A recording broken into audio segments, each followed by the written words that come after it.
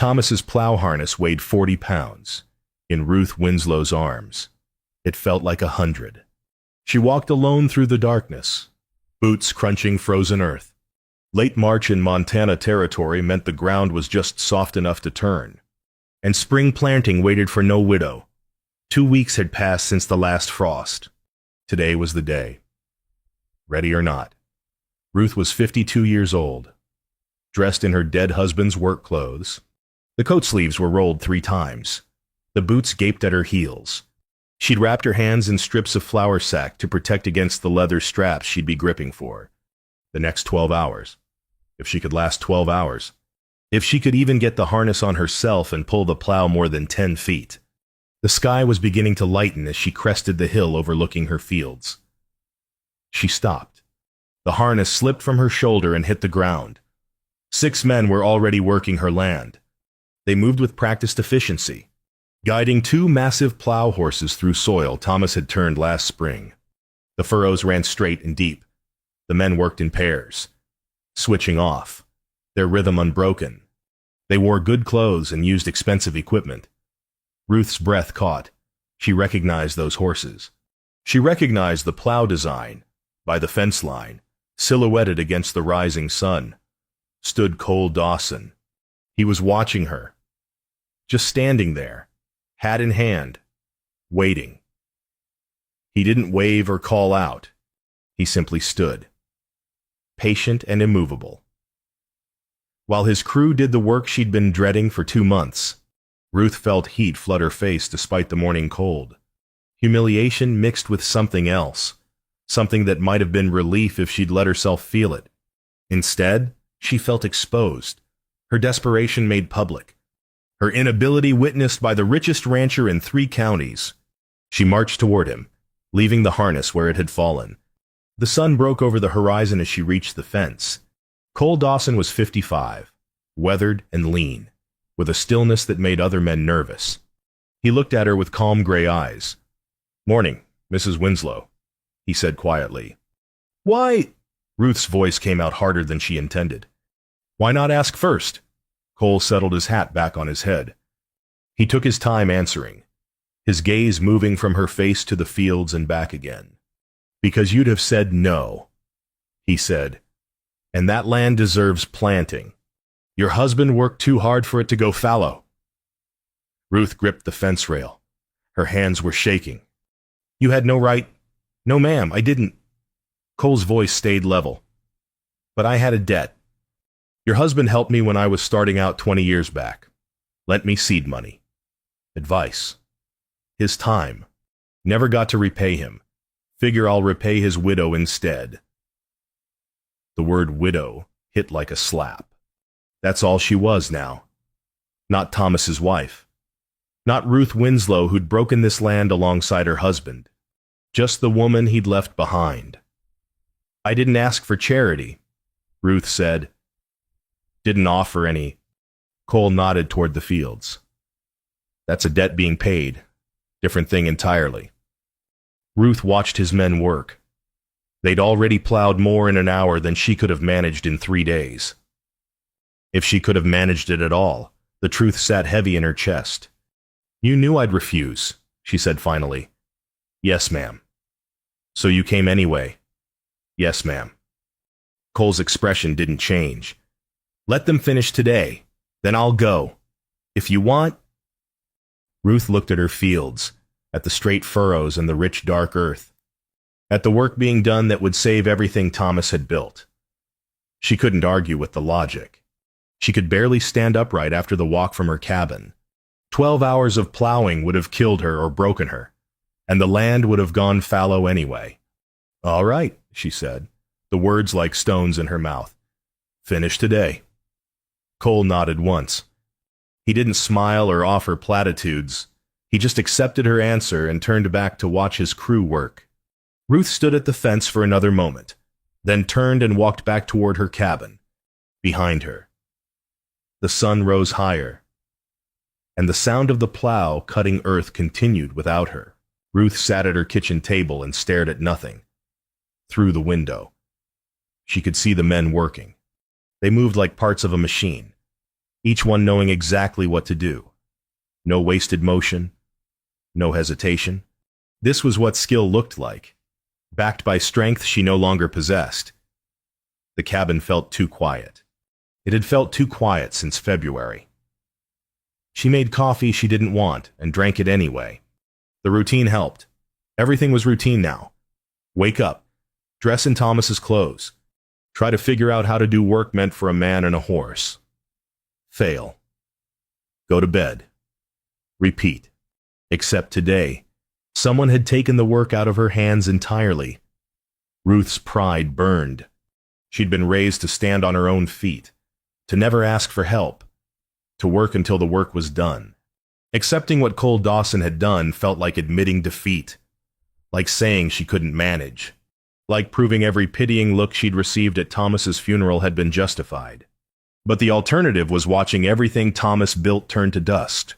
She was still sitting there at noon when she saw the men pack up their equipment. They worked as efficiently leaving as they had arriving. Within 20 minutes, 5 of them were mounted and riding back toward Dawson's ranch. The 6th man led the plow horses. Cole stayed. Ruth watched him walk toward her cabin. He moved with a horseman's rolling gait, unhurried, when he reached her door. He knocked twice and waited. She almost didn't answer. Then she thought about the plowed fields outside and opened the door. "Mrs. Winslow," Cole removed his hat. "Got time to talk about what you're planning to plant?" Ruth looked at him for a long moment. This was the choice point. Send him away and figure it out herself, or let him inside and accept that she needed help. "Coffee's still hot," she said, and stepped back. Cole entered carefully, like a man walking into church. He didn't sit until Ruth gestured to a chair. Not Thomas's chair by the fire. Cole chose the one across from it, at the table. Ruth poured coffee and sat down across from him. Between them lay Thomas's farming journal, the pages marked with years of careful notes about soil and weather and crop rotation. "I was thinking wheat for the west field," Ruth said, opening the journal. "Thomas always said that section drained best." "Good thinking." Cole leaned forward to look at the notes. "East field, oats. We can manage hay in the south section if the spring stays wet." They talked for 20 minutes. Cole asked questions. Ruth answered them. Slowly. She realized he was treating her like someone who knew what she was talking about. He didn't explain things she already understood. He didn't talk down to her or suggest she was making mistakes. He listened. "I could send a man twice a week," Cole said finally. "Help with the heavy work. Planting, cultivation, harvest." Ruth's first instinct was to refuse. The words were already forming. But she forced herself to think past pride to practicality. "I can't pay ranch wages," she said. "Didn't ask you to." Cole met her eyes. "Call it finishing what Thomas started. He invested in me. I'm investing in his legacy. That's still charity." "No, ma'am. Charity's giving to someone who can't give back. You're giving me something too." "What?" Ruth asked, genuinely confused. "The chance to be the kind of man your husband was?" Cole stood, settling his hat. "A man who helps when help's needed, who remembers his debts, who knows land matters more than pride." He moved toward the door, then paused. "I'll send Jim Tuesday and Friday mornings. He's good with soil, respectful, does what he's told. You feed him lunch. We'll call it square." Ruth wanted to argue. She wanted to send him away and prove she could manage. But the words that came out were different. "All right, Tuesday and Friday." Cole nodded. At the door, he turned back. "Thomas would be proud of you, Mrs. Winslow, not for struggling alone, but for being smart enough to accept help when it's offered." Then he was gone, walking back toward his waiting horse. Ruth sat at the empty table. Thomas's chair sat across from her, vacant as it had been for 2 months.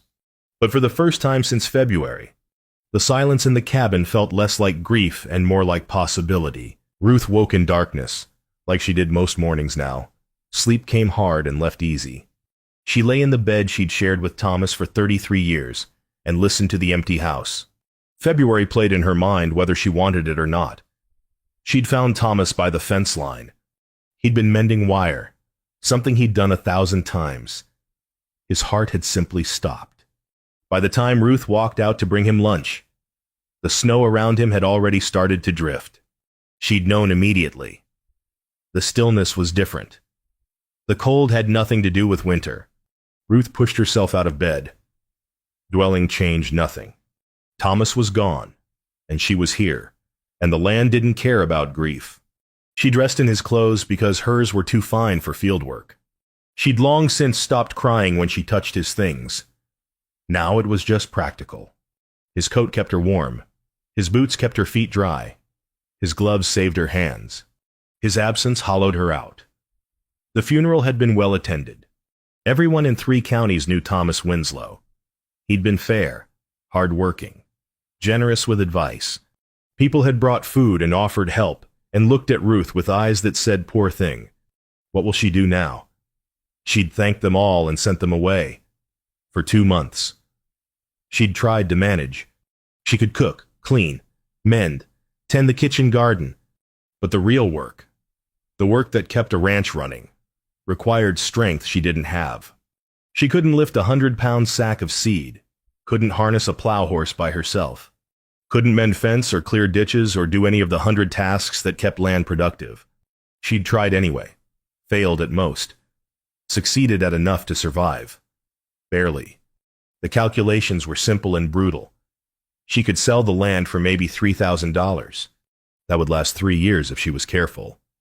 5 if she was lucky. Then what, she was 52, childless, with no family and no skills beyond farming. Or she could accept Cole Dawson's help and keep the land working. Ruth stood at her window, watching dawn break over fields that Cole's men had plowed. Straight furrows. Perfect depth. Ready for planting. Work she could never have accomplished alone. She heard Thomas's voice in her memory, as clear as if he stood beside her. Land's meant to be worked. Ruth. Doesn't matter who does the working, long as it gets done. A knock at the door startled her. Ruth opened it to find Cole standing there, hat in hand. "Didn't mean to disturb you. Mrs. Winslow. Wanted to check on the plowing before heading back." Ruth looked at him. Really looked. For the first time since he'd appeared at dawn. He had good weathered face, honest eyes. The hands of a man who still did his own work, despite having the money to hire it done. "Would you like coffee?" The words came out before she'd decided to say them. Cole's surprise showed for just a moment. "That would be kind." Ruth stepped back. Opening the door wider, "Come in." This time when Cole entered, it felt different. Less like an intrusion. More like an invitation. Ruth poured coffee and they sat at the table again. Thomas's journal between them like a bridge. "I've been thinking about crop rotation," Ruth said, opening the journal to a page marked with Thomas's careful handwriting. "Thomas always alternated wheat and oats, but I wondered about adding clover." "Good for the soil," Cole agreed. "Fixes nitrogen. Could improve your yields in 3 years." They talked about farming. Just farming. Nothing about grief or loneliness or how Ruth would manage. Just the practical details of making land productive. And somehow, in talking about seeds and seasons and soil, Ruth felt something shift inside her. Not happiness, not yet. But maybe the first small crack in the wall she'd built around herself. When Cole stood to leave, Ruth walked him to the door. "Tuesday and Friday," she said. "I'll have lunch ready. Much obliged, Mrs. Winslow." Ruth watched him ride away. Then she closed the door, poured herself more coffee, and sat down with Thomas's journal. The land deserved planting. Thomas had worked too hard for it to go fallow. And maybe, just maybe, accepting help wasn't the same as giving up. Jim arrived Tuesday morning on a reliable bay mare, carrying tools and a quiet demeanor that Ruth appreciated immediately. He was maybe 40, lean and competent, and he tipped his hat respectfully. "Mrs. Winslow, Mr. Dawson sent me to help with whatever needs doing. Ruth had a list ready. Westfield needs planting. Wheat seeds in the barn. Already measured out. Yes, ma'am? Jim didn't waste time talking. He collected the seed and headed to the field. Ruth worked in her kitchen garden, close enough to watch but not hovering. Jim moved with the same efficiency as Cole's plowing crew. By mid-morning, he'd planted more than Ruth could have managed in 3 days. At noon, she called him in for lunch. She'd made stew and cornbread. More food than necessary, but it felt wrong to offer less. Jim ate with focused appreciation, thanked her genuinely, and went back to work. It became a rhythm. Tuesday and Friday, Jim arrived and worked. Ruth provided lunch and occasional direction. They didn't talk much, but the silence was comfortable. 3 weeks passed. The fields transformed from bare earth to the first green hints of crops. Ruth found herself checking the growth every morning, looking for progress. On a Friday in late April, Cole came with Jim. Wanted to see how things are settling, Cole said, when Ruth answered the door. If you don't mind. I don't mind. Ruth stepped back. Coffee's on. They walked the fields together. Ruth pointing out where different crops were planted. Cole asking knowledgeable questions. He noticed details Thomas would have noticed. The drainage pattern. The slightly different soil composition in the north corner. The way the wheat was coming up stronger where the previous year's stubble had been turned under deepest. You've got good land, Cole said. Thomas knew how to work it. He did. Ruth's voice stayed steady. I'm trying to keep it the way he would have wanted. They ended up back at the cabin. Jim was finishing the day's work, and Ruth had stew ready. She found herself setting 3 plates without thinking about it. Over lunch, Cole told a story about his first year in Montana Territory, when he'd been 25 and thought he knew everything. Thomas lent me money for seed. I wanted to plant all wheat, maximize profit. He looked at my land and said, Son, you're going to starve that soil dry in 3 years. He convinced me to rotate crops, diversify. Saved your ranch, Ruth said. Saved my life. Cole's smile was slight but genuine. Everything I built started with what Thomas taught me. And he never asked for the money back, just said, pay it forward when you can. Ruth felt something loosen in her chest. He never told me about that. That was Thomas. Helped because help was needed, not for the credit. After Jim left, Cole lingered. Ruth poured more coffee and they sat at the table, the afternoon light slanting through the windows. I can't pay ranch wages, Ruth said again. Not for regular help. I told you, I'm not asking for wages. But I need to contribute something. This arrangement. She gestured vaguely. It can't be one-sided. Cole was quiet for a moment. Then he said, You feed whoever comes to work. That's worth something. And you manage the planning. That's worth more. Knowledge matters more than muscle. Mrs. Winslow. Ruth looked at him across Thomas's journal. You really believe that? I know it. I got money and men and equipment. What I don't got is your understanding of this specific land. Every field's different. Your knowledge makes my help worth something. Though it was the first time anyone had suggested Ruth brought value beyond simply existing on the land. The words settled into her like warmth. All right then, she said. Partners in the work, if not in name. Cole stood, collecting his hat, at the door. He paused. Thomas would be proud of you, Mrs. Winslow. Not for struggling alone, but for being smart enough to accept help. After he left, Ruth sat in the quiet cabin for the first time in months. The silence didn't feel quite so heavy. Cole came for dinner the first Friday in May. Ruth told herself it was practical. He'd been checking on the fields anyway, and it seemed foolish to send him away when she had food cooking. But she'd made pot roast instead of stew, had cleaned the cabin more thoroughly than usual, had even changed into a dress instead of Thomas's work clothes. She told herself that was practical too. Cole arrived at sunset, cleaned up and carrying a jar of honey. "From my bees," he said. "Thought you might have use for it." They ate at the table, the lamplight warm between them.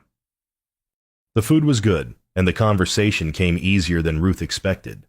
They talked about the crops, about weather patterns, about small practical things that mattered to people who worked the land. Then Cole asked, "How long were you and Thomas married?" 33 years. Ruth traced the rim of her cup. "We were young when we wed. I was 19. He was 23. Long time to build a life together. It was..." Ruth found herself continuing, words coming that she hadn't said aloud before.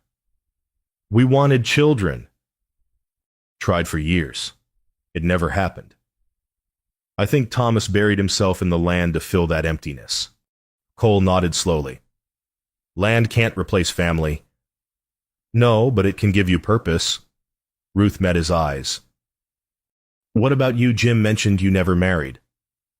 "Never found the right woman. Or maybe I was too busy building a ranch to notice if she passed by."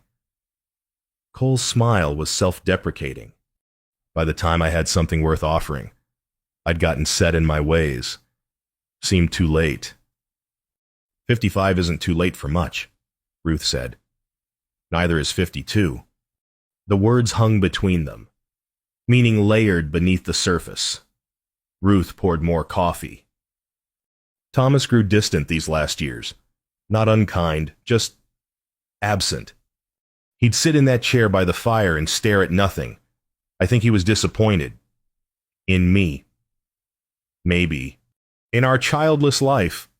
I doubt that. Mrs. Winslow?" "Ruth," she said. "If we're going to speak plainly, you should call me Ruth." "Ruth," Cole tested the name. "I'm Cole. I know who you are." But she smiled slightly when she said it. They talked into the evening. Cole told stories about arriving in Montana Territory 23 years ago. Arrogant and ignorant. How Thomas had taught him to read soil and weather and cattle. Ruth told stories about homesteading, about the first brutal winter, about slowly building something from nothing. "I lost him before he died," Ruth admitted, the lamplight making it easier to speak truth. "Maybe that's why this is so hard. I'm grieving the man he was 20 years ago, not the man I buried in February." Cole's hand moved across the table, not quite touching hers, but close enough to offer comfort. "I think we all mourn what might have been as much as what was. Is that why you never married, mourning a life you might have had?" "Maybe." Cole's voice went quiet. "Or maybe I was waiting for something worth waiting for, and didn't realize I was waiting until it was gone." Ruth understood he wasn't talking about some nameless woman from the past. The understanding settled between them, acknowledged but not yet acted upon, when Cole stood to leave. Ruth walked him to the door. "Thank you for dinner," he said. "It's been a long time since I ate a meal that felt like home." "You're welcome here any time," Ruth said, and meant it. After he left, she sat in the lamplight for a long time. The cabin felt different, less like a shrine to Thomas and more like a place where life still happened, where it might happen again. She'd smiled more tonight than she had in 6 months. The realization should have felt like betrayal. Instead, it felt like the first breath after drowning. July brought heat that shimmered off the fields. The wheat stood knee-high, the oats fuller. Ruth walked her land most mornings, checking growth, pulling the occasional weed, feeling something like pride in what had been accomplished. She could manage the light work now. Weeding, checking irrigation ditches, minor repairs. Jim still came Tuesdays and Fridays for the heavy tasks, but Ruth handled daily maintenance herself. It felt good, like she was contributing, not just accepting charity. The afternoon the storm came. Ruth was securing her chicken coop against a fox she'd spotted that morning. The sky had been clear at noon. By 2 o'clock, clouds boiled up from the west. dark and threatening. Ruth looked at the wheat field and her stomach dropped. If heavy rain came before the grain was mature, it could flatten the crop. She needed to check the drainage ditches, make sure water wouldn't pool. She grabbed tools and headed for the west field. The first drops hit as she reached the main ditch. It was partially clogged with spring debris. Ruth jumped down into it, working frantically to clear the blockage. Her back protested, but she pushed through, digging and hauling. The pain came sharp and sudden. Something in her lower back twisted wrong. Locked. Ruth gasped and tried to straighten. Her body wouldn't cooperate. She managed to climb out of the ditch before her legs gave out. The pain was white hot, radiating down her right leg. She lay in the dirt between wheat rows, rain starting to fall harder, unable to stand. This was her nightmare, helpless, alone, defeated by her own body's limitations. She tried to crawl toward the barn, made it maybe 10 feet before the pain forced her to stop. The wheat stretched around her, and the sky opened up in earnest. Through the rain, she heard hoofbeats. Cole appeared, dismounting before his horse fully stopped. He knelt beside her, rain streaming off his hat. Saw the storm coming. His hands were gentle, checking for injury. "Where's it hurt?" "Back." Ruth's voice came tight with pain and humiliation. "Can't stand. Don't try." Cole slid his arms under her, lifting her as if she weighed nothing. "I got you." He carried her through the rain to her cabin, shouldered the door open, and laid her carefully on the sofa. His hands checked her back with competent certainty. "Muscle spasm," he said. "Bad one. You'll need rest and heat." "The ditches. I'll handle it." Cole grabbed a blanket, tucked it around her. "You stay put." He was gone before Ruth could argue. For the next hour, she lay helpless while Cole finished what she'd started. She heard him working despite the storm, securing equipment, clearing ditches, doing work she should have been able to do herself. The humiliation was worse than the pain. Cole came back soaked and mud-covered. He built up the fire, heated water, brought her willow bark tea for the pain. He moved through her cabin with quiet efficiency, never commenting on her helplessness, never making her feel smaller than she already felt. Night fell. The storm continued. Cole made no move to leave. "You should go home," Ruth said. "Not riding in this." Cole settled into Thomas's chair. "I'll sleep here. Make sure you're all right." "People will talk." "Let them." His voice was matter-of-fact. "Your reputation or your health? Ruth, I know which matters more." She wanted to argue, but the pain and exhaustion won. She closed her eyes and let herself accept that she needed him. Through the night, she woke several times. Each time, Cole was there, checking the fire, bringing water, offering quiet reassurance.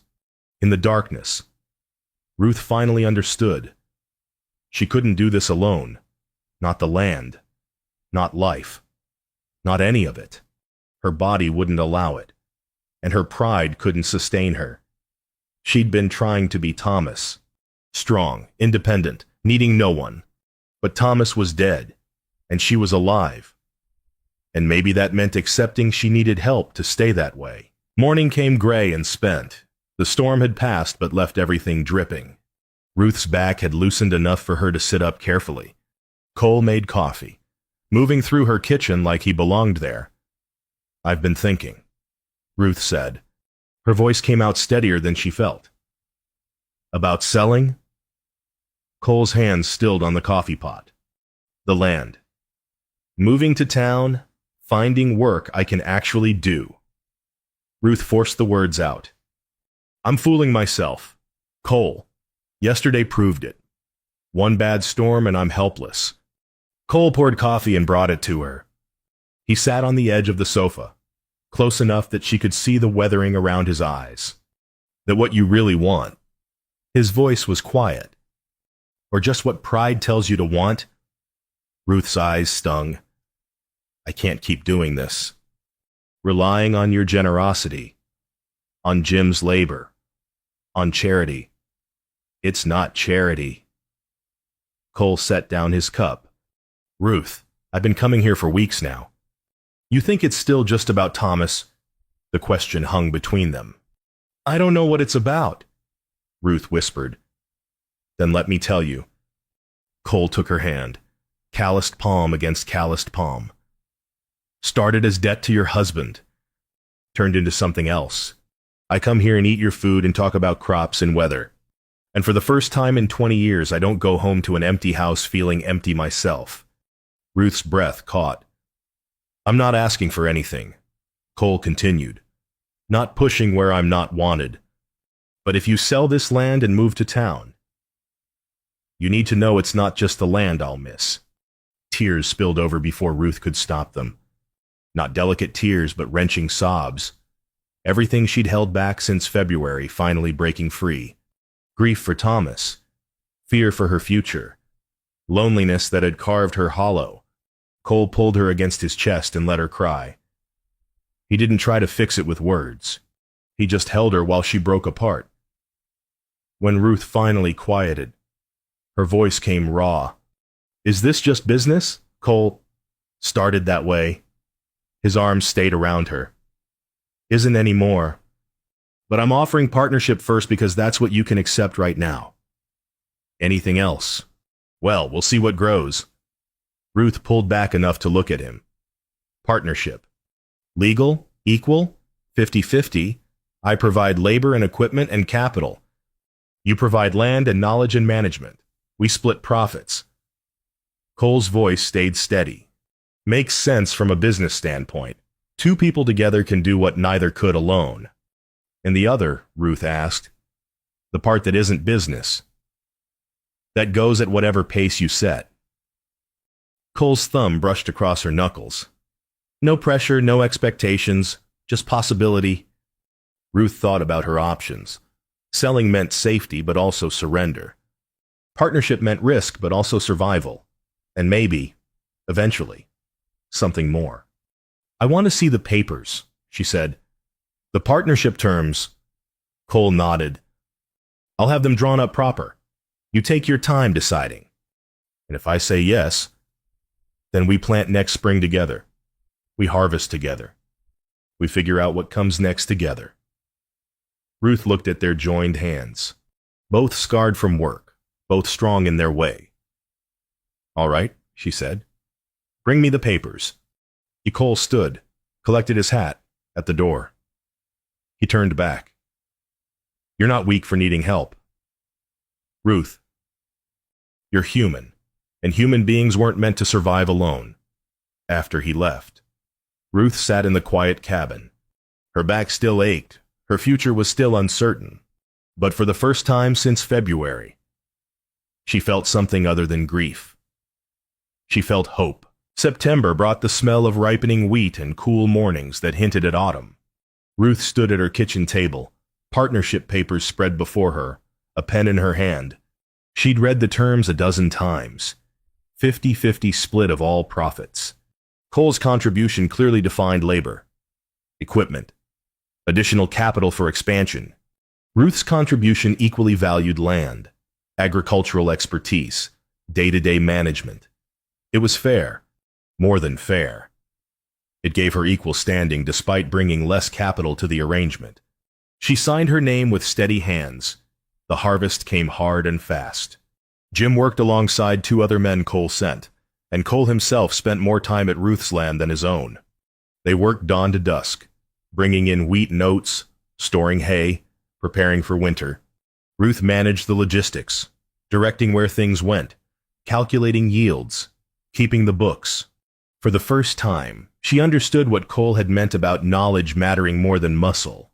She couldn't lift heavy sacks, but she could tell the men exactly where those sacks needed to go and why. She was needed, not tolerated or pitied. Actually needed. The work brought them closer. Ruth and Cole developed a rhythm, each knowing what the other needed before words were spoken. They moved around each other like dancers, efficient and easy. One evening in late September, after the last of the wheat was stored, Cole stayed for supper. They'd fallen into the habit of eating together most nights now. The earlier awkwardness long gone. Ruth served roast chicken and vegetables from her garden. They ate in comfortable near silence, the kind that comes from being at ease in each other's company. We did well, Cole said finally. Yields were better than expected. The clover helped. Ruth passed him bread. Like you said it would. Like we decided together. Cole's correction was gentle but deliberate. Ruth smiled. Yes, like we decided. After the meal, they sat with coffee. The lamplight painted everything gold. Outside. The first frost would come soon, but inside it was warm. Ruth. Cole set down his cup. I need to say something. Her heart picked up speed. All right. This partnership, it's working. Better than I hoped. He met her eyes. But I want more than a business arrangement. Ruth had known this was coming. Had thought about it during long nights, weighing what she wanted against what she feared. What kind of more, she asked, though she knew. The kind where I don't go home at night. Where your fields and my fields are just our fields. Where we build something together that's about more than profit margins. Marriage, Ruth said. Yes. Cole's voice stayed steady. I know it's soon. I know you're still grieving Thomas. But I'm 55 years old, Ruth, and I'm tired of sleeping alone in a big house. Tired of eating meals by myself. Tired of having success that doesn't mean anything because I got no one to share it with. He leaned forward, his weathered hands open on the table. You think I don't need you? Cole continued. I got money and land and cattle. What I don't got is someone who sees me as more than Cole Dawson the rancher. You see the man Thomas saw 20 years ago. You see someone worth knowing beyond what he owns. That's what I need. Ruth felt tears threaten again, but these were different. I was afraid needing your help meant I couldn't love you as an equal. And now I think maybe needing each other is what makes us equal. Ruth reached across the table, taking his hand.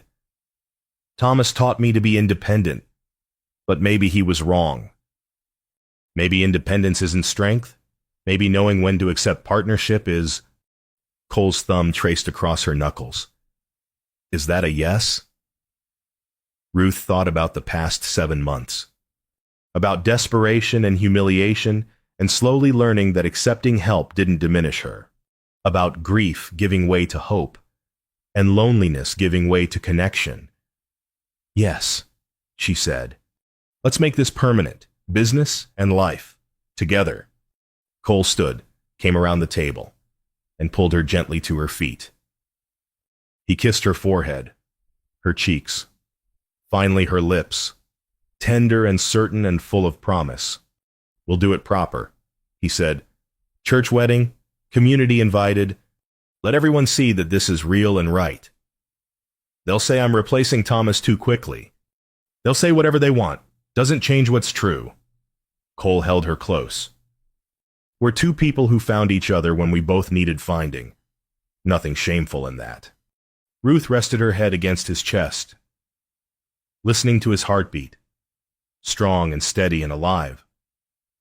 Outside, the first frost touched the fields they'd planted together, the crops they'd harvested together, the land they'd saved together. Inside, two lonely people held each other and planned a future neither had expected to find. April returned with the same tentative warmth it always brought to Montana territory. Ruth woke in the bed she now shared with Cole. Pale light filtering through curtains she'd sewn over winter. They'd married in November, a small church ceremony with half the county attending. Ruth had worn gray instead of white, appropriate for a widow remarrying.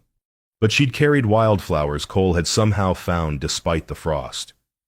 And when he'd taken her hand, she'd felt only joy. The winter had been easy in ways she'd forgotten were possible. Cole moved into her cabin, and they'd spent snowed-in months expanding it. Adding a room, building new shelves, making space for 2 lives instead of 1. They'd talked by the fire, planned next year's crops, learned each other's rhythms. Ruth discovered Cole snored lightly, read farming journals before bed, and made terrible coffee. Cole learned Ruth woke early, sang old hymns while cooking, and had strong opinions about seed suppliers. They'd hired 2 permanent hands, built a new equipment shed, bought 3 more horses. The partnership had become prosperous in ways neither could have managed alone.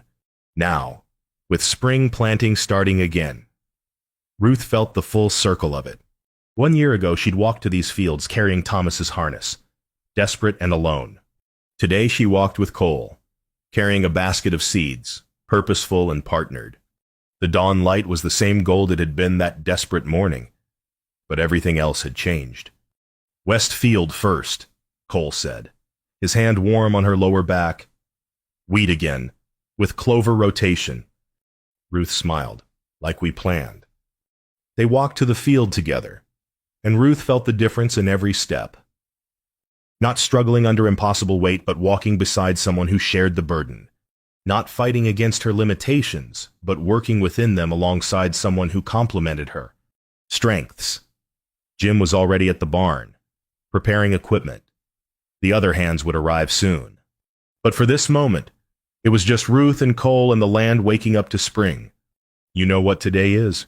Ruth asked. "Friday." Cole's eyes crinkled. "Planting day. 1 year since you showed up uninvited and saved my life." Cole pulled her closer. "1 year since you let me—" Ruth thought about that morning, about her fury and humiliation and desperate pride, about how accepting help had felt like surrender, when really it had been the beginning of survival. "I was wrong," she said, "about so much. I thought independence meant doing everything alone. Thought accepting help made me weak. And now I know that true strength is knowing when you need partnership, when standing together matters more than standing alone." Cole kissed her temple. "Thomas would be proud of you, Ruth. Not for managing without him, but for building something new after losing him." They stood at the field's edge, watching the sun rise higher. The soil was ready, dark and rich. The season was right. The work would be hard, but they'd face it together. Behind them, Ruth heard horses approaching, Jim and the other hands, ready for the day's labor. The barn door opening, equipment being moved into position, all the sounds of a working ranch coming to life. But Ruth stayed a moment longer, Cole's hand in hers, looking at the fields they'd saved together and would plant together and would harvest together. The land stretched before them, full of promise. Same soil, same sky, same spring returning, but nothing was the same. Ruth Winslow was no longer a widow struggling alone. She was a woman partnered with a man she loved, working land they shared, building a future they'd chosen together. She squeezed Cole's hand. He squeezed back, understanding without words. Then they turned together and walked toward the barn, toward the work, toward whatever came next. True generosity doesn't wait for permission. It acts when action is needed. And accepting help is its own kind of strength, honoring both the giver and the receiver. Ruth had learned that lesson in the hardest way, but she'd learned it true, and it had saved her life. The fields were ready. The season had come. And this time, she wouldn't plant alone.